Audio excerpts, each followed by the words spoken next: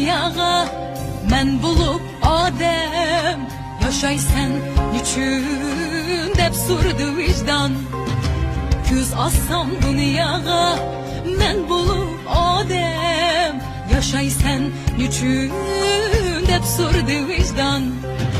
Çoğ buldum yaşadım eli yaşıkça, hayatni yolda danışıkça.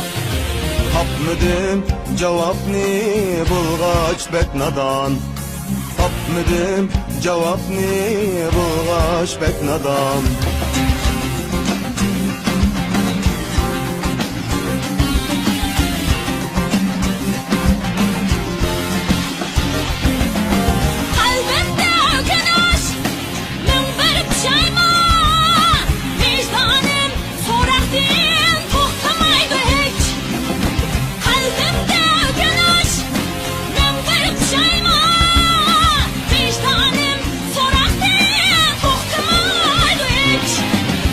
Nimedey icattın bulmasa tökmem, kısardı yüzlerim, yok oldu külkem.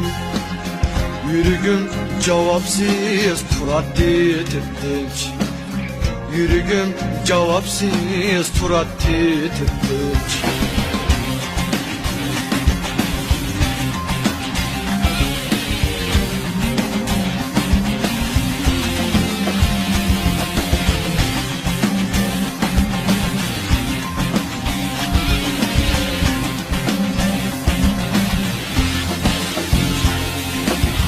Ki vicdanım köz içip kara, karvanga egişip salgın cenge at.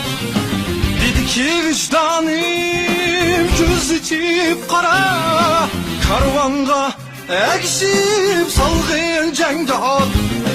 Gaflettim uygunup kalbimni ruslap, intildim güreşke manzilni boylap.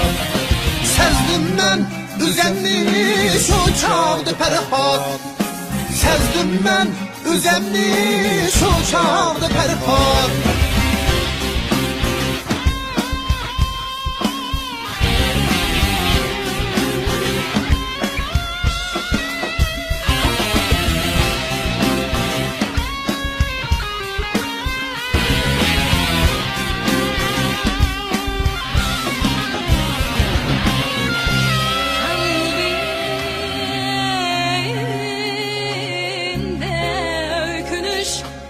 Mın bir upşaymam, vicdanım, vicdanım soraktı, toxtamaydı. Yaşay sen niçin dep sorusu vicdan, elbette şirin dep cevap vermem. Yaşay sen niçin sorusu vicdan, elbette şirin dep cevap vermem.